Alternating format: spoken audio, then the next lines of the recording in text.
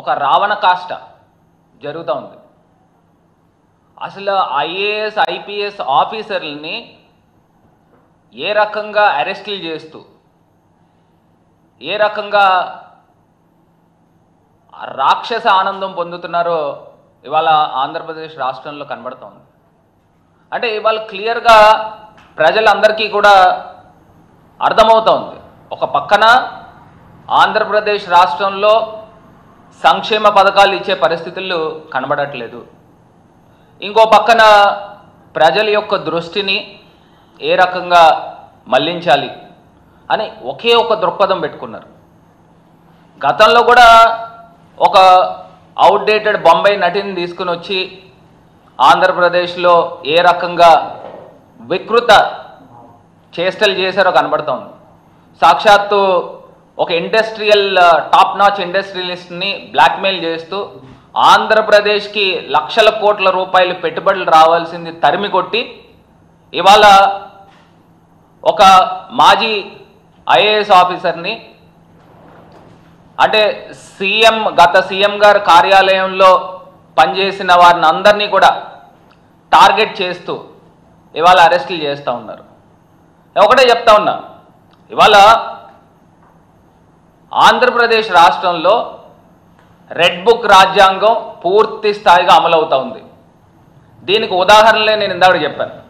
ఇవాళ ఈ liquor scam గురించి 2014-19 చంద్రబాబు నాయుడు గారు గవర్నమెంట్ మనకు గుర్తుండుంటే ఆ టైంలో ఇదే చంద్రబాబు నాయుడు గారు క్యాబినెట్ ఆమోదం చేశారు. ఏమన్నానంటే ప్రివిలేజ్ ఫీ పాలసీ అని చెప్పి డిస్టిలరీలకి తగ్గిస్తూ ప్రివిలేజ్ ఛార్జెస్ కిందన సుమారుగా సంవత్సరానికి 1300 కోట్ల రూపాయలు ఆదాయానికి గండికొట్టే విధంగా, ఖజానాకి ఆదాయం గండికొట్టే విధంగా ఆ రోజు వీళ్ళు తీసుకున్న నిర్ణయాలు. అది కూడా 180% ఆర్డర్లన్నీ కూడా చంద్రబాబు నాయుడు గారికి క్లోజ్ అలైస్ కిందనున్న డిస్టిలరీలకి వాళ్ళకి ఇచ్చి ఇవన్నీ కూడా మ్యానుఫ్యాక్చరింగ్ చేయించి ప్రభుత్వ ఖజానాకి 1300 కోట్ల రూపాయలు నష్టం తీసుకొచ్చి, అంటే సంవత్సరానికి మనకు 5 సంవత్సరాలకి టెన్యూర్ చూసుకుంటే సుమారుగా 5,000 కోట్లు పైమాటే మరి ప్రభుత్వానికి ఖజానాకి కండికొట్టి, మరి ఆ రోజు వీళ్ళు చేసింది ఆ లిక్కర్ స్కామ్. ఆ లిక్కర్ స్కామ్లో యాంటీ కరప్షన్ బ్యూరో కేసు నమోదు చేసి మరి అప్పుడున్న ఎక్సైజ్ కమిషనర్ గారిని, అదేవిధంగా అప్పుడున్న మంత్రి ఎక్సైజ్ మినిస్టర్ ఆయన రవీంద్ర గారిని, అదేవిధంగా చంద్రబాబు నాయుడు గారిని, వీళ్ళు ముగ్గురిని కూడా A1, A2, A3 కింద తీసుకొని వచ్చి ఇది డైరెక్ట్ ఎవిడెన్స్. ఇది మీరు అసలు ప్రివిలేజ్ ఫీ తగ్గించాల్సిన అవసరము మీ క్యాబినెట్కి ఏముందని అడుగుతున్నా. ఇది ప్రభుత్వ ఖజానాకు గండికొట్టినట్టు కాదా అని అడుగుతా ఉన్నా. ఇది కాకుండా ఇదే 2018-19 మన ఉదాహరణ తీసుకుంటే సుమారుగా ప్రభుత్వానికి వచ్చిన ఆదాయము 16,900 కోట్ల రూపాయలు. మరి ఆ టెన్యూర్లో వచ్చిన ఆదాయం, మరి అదే జగన్మోహన్ రెడ్డి గారి ప్రభుత్వంలో ప్రభుత్వ ఖజానాకి వచ్చిన ఆదాయం చూస్తే 24,700 కోట్ల రూపాయలు. నేను అడుగుతా ఉన్నా, ఇప్పుడు ఒకవేళ నిజంగానే గనక మీరు చెప్పిందే నిజమై లిక్కర్ స్కామ్ జరిగి ఉంటే అసలు ప్రభుత్వానికి ఆదాయం ఎందుకు పెరుగుతుందండి?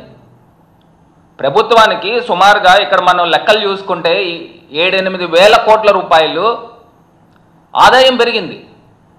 మరి ఆదాయం పడిపోవాలి కదా. ఆ డబ్బులంతా కూడా ఏ బినామీల జేబుల్లోకో లేకపోతే ఏ వ్యక్తుల జేబుల్లోకో వెళ్ళాలి కదా.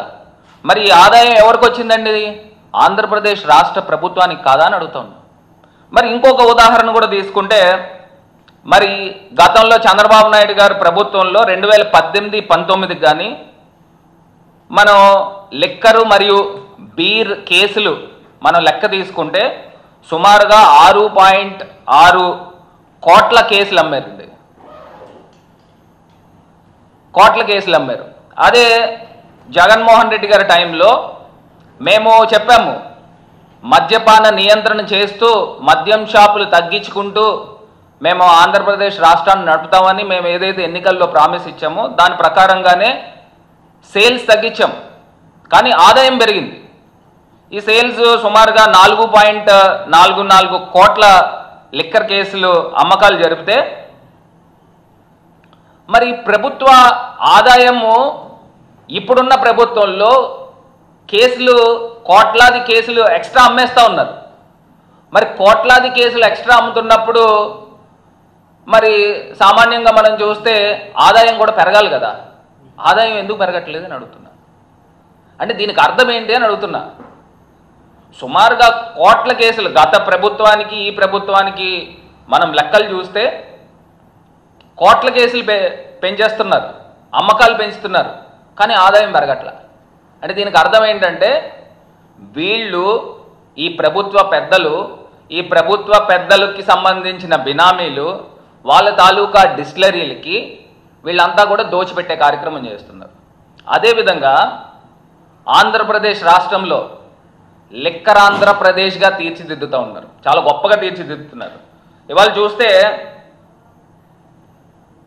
మనకి సామాన్యంగా ప్రతి సంవత్సరం చూస్తూ ఉంటే లిక్కర్ సేల్స్ అనేది 10% పెరుగుతూ ఉంటుంది.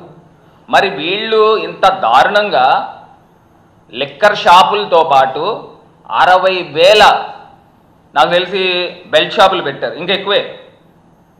ఇన్ని బెల్ట్ షాపులు పెట్టి ప్రతి గ్రామానికి కాదు, వీధికి వాట్సాప్ల్లో కూడా లిక్కర్ అమ్ముతున్నారంట. మరి అన్ఆథరైజ్డ్ పర్మిట్ రూములు పెట్టి విచ్చలవిడిగా తాగిస్తూ ఉంటే మరి సామాన్యంగా లిక్కర్ బాటిల్స్ కేసులు సేల్స్ పెరుగుతాయి, కానీ ఆదాయం పెరగట్ల. దీన్ని బట్టి మనకు క్లియర్గా అర్థమయ్యేది ఏంటంటే వీళ్ళు ఆంధ్రప్రదేశ్ రాష్ట్రంలో లిక్కర్ మాఫియాని నడుపుతూ ఉన్నారు. ఒక బెల్ట్ షాపు అతని దగ్గర నుంచి ప్రతి ఇంట్లోనూ ప్రతి వీధిలోనూ ఒక బెల్ట్ షాప్ ఉంటుంది.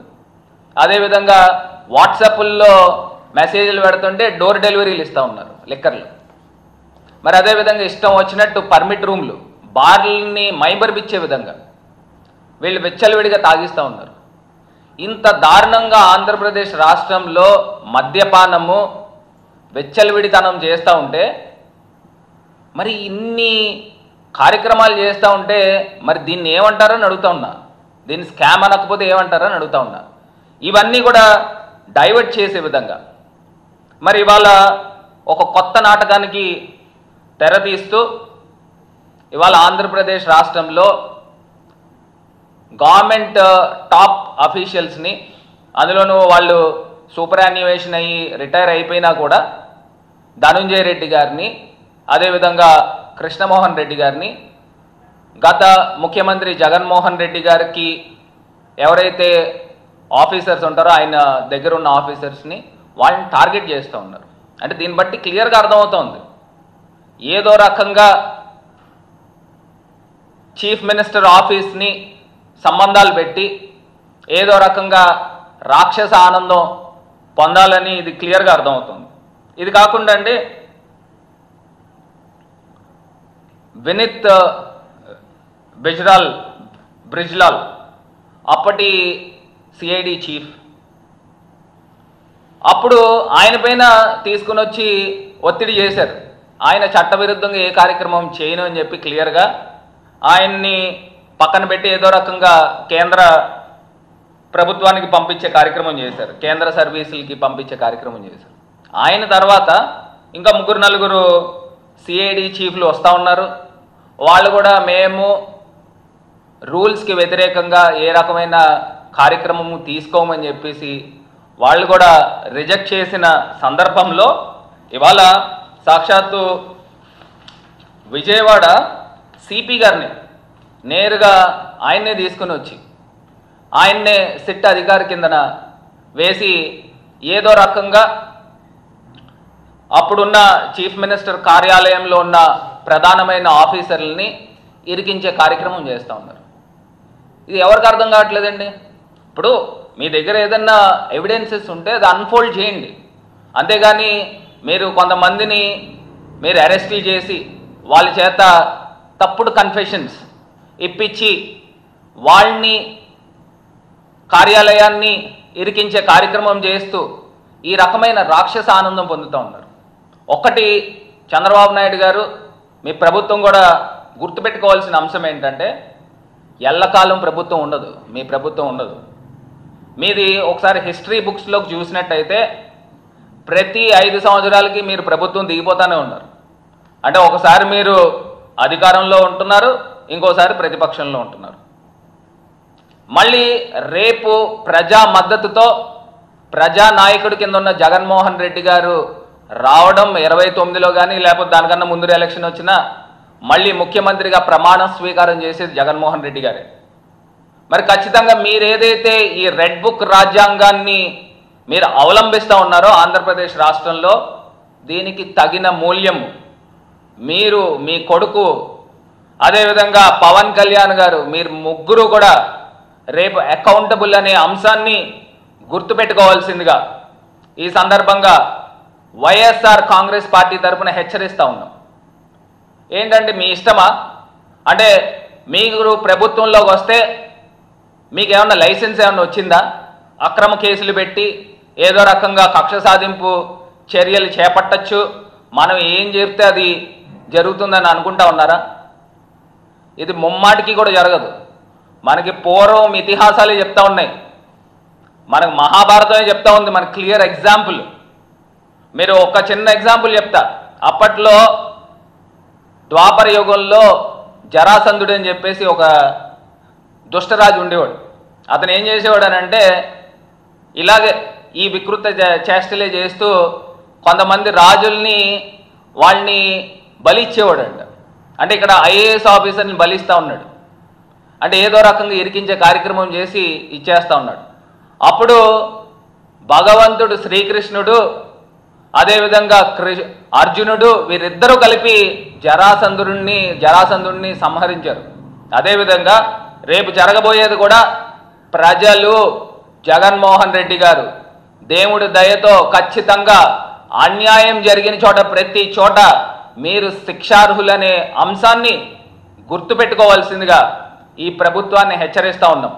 ఇప్పటికైనా ప్రజలకి ఎట్లా మంచి చేయాలి, ఏం చేస్తే ప్రజల్లో మాకు మంచి పేరు వస్తుంది అనే దాని గురించి ఆలోచన చేయండి.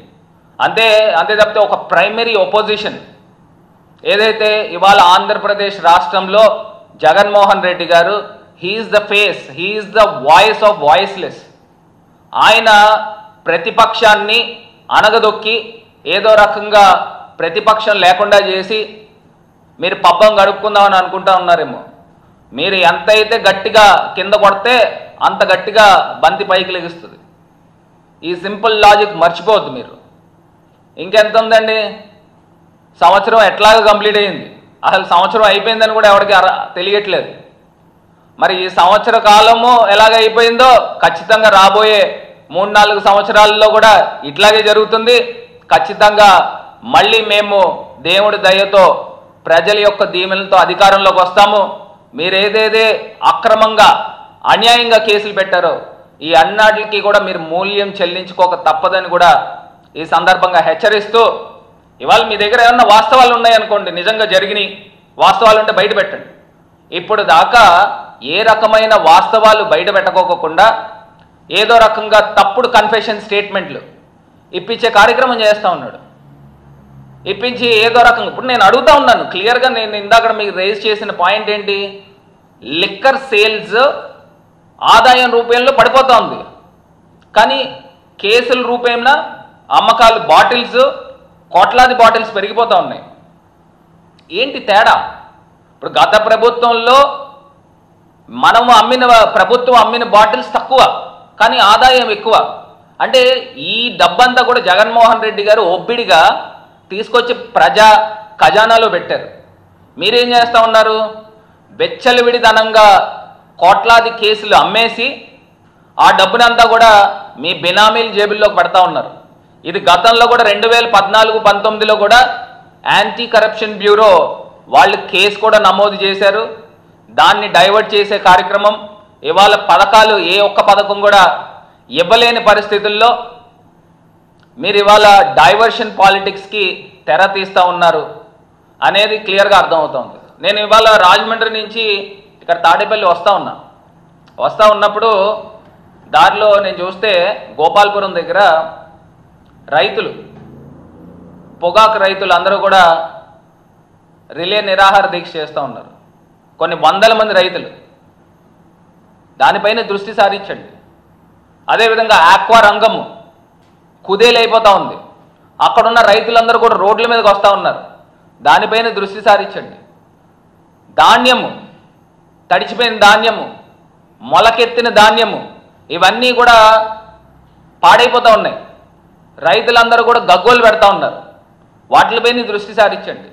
అంతే తప్పితే ఇవాళ అవన్నిటికి రైతాంగానికి అన్యాయం చేస్తూ దీన్ని ఏదో రకంగా ప్రజల యొక్క చర్చని డైవర్ట్ చేయాలని అంటే అప్పుడున్న ముఖ్యమంత్రి కార్యాలయంలో ఉన్న ప్రధానమైన ఆఫీషియల్స్ని అరెస్టులు చేస్తూ ఉంటే వైఎస్ఆర్సీపీ అప్పుడున్న ప్రభుత్వం పైన బురద జల్లే కార్యక్రమం చేస్తూ ఉంది.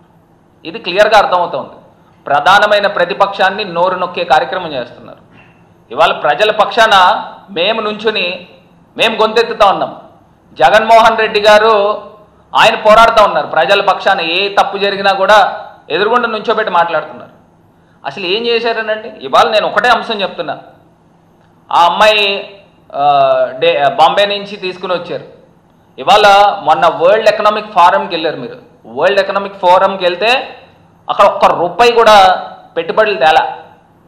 ఇదే చంద్రబాబు నాయుడు గారు, ఇదే వాళ్ళ సుపుత్రుడు వీళ్ళందరూ కలిపి వెళ్ళారు. అప్పుడు ఏదైతే జిందాల్ స్టీల్స్ ఉన్నాయో మహారాష్ట్రతో 3 లక్షల కోట్ల రూపాయలు వాళ్ళు ఎంఓయూ చేసుకున్నారు, సజ్జన్ జిందాల్. మరి ఆ 3 లక్షల కోట్ల రూపాయలు మనకు రావాల్సింది కదా.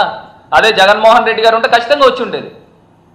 ఇలాగా ఆయన్ని మీరు టార్గెట్ చేయడం వలన మొత్తం ఇండస్ట్రియల్ ఫెటర్నిటీ అంతా కూడా ఎందుకు వచ్చింది?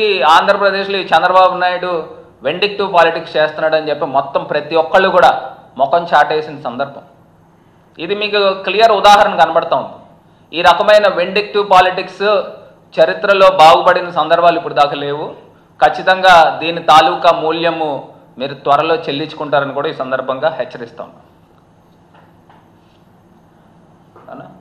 ఎనీథింగ్?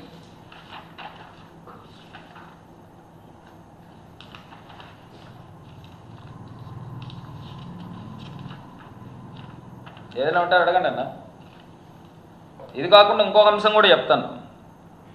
ఇప్పుడు ఇవాళ సెంట్రల్ జైల్లో అక్కడ ఉన్న అధికారులను కూడా మారుస్తూ ఉన్నారు. వాళ్ళందరినీ కూడా కొత్త అధికారులు వేస్తూ ఉన్నారు. అంటే దీన్ని బట్టి ఏమర్థం అవుతూ ఉంది? ఏదో రకంగా ఒక రాక్షస క్రీడ చేస్తూ ఉన్నారు. అంటే వీళ్ళ తాలూకా వాళ్ళు అక్కడ వచ్చిన అక్యూజ్డ్ని ఏదో రకంగా ఇబ్బందులు పెట్టాలి, ఏదో రకంగా 3rd డిగ్రీకి గురి చేయాలని ఒక రాక్షస ఆనందం పొందుతూ ఉన్నారని అడుగుతూ ఉన్నారు. అసలు ఇప్పటికిప్పుడు మార్చాల్సిన అవసరమే ఉంది. అదేవిధంగా అప్పుడున్న ఐపీఎస్ ఆఫీసర్ పిఎస్ఆర్ ఆంజనేయులు గారిని అసలు ఏ రకంగా అరెస్ట్ చేస్తారంటే ఇంత దారుణమా? అంటే ఏదో రకంగా మనుషుల్ని ఇబ్బంది పెట్టాలి.